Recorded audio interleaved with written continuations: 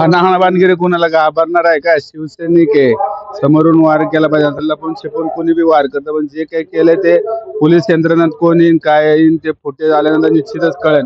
परंतु प्रभाग 41 मध्ये काम करीत असताना आणि सज्जो पद्धतीने प्रचार या ठिकाणी संपूर्ण प्रभाग 41 मध्ये जोरदार प्रचार दिसत असल्यामुळे, आमची विकास कामं असल्यामुळे, विरोधकांच्या पायाखालची वाळू सरकल्यामुळे हे अशा काही गोष्टी घडत असतात.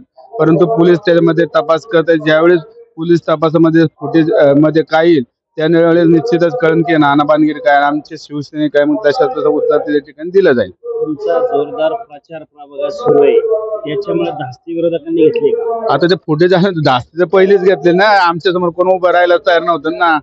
त्यामुळे तर हे सगळं चाललंय, पाय खालची वाळू हरलेले. निश्चितच शिवसेना 16 तारखेला चारही उमेदवार प्रचंड बहुमताने निवडून आलेले दिसतील.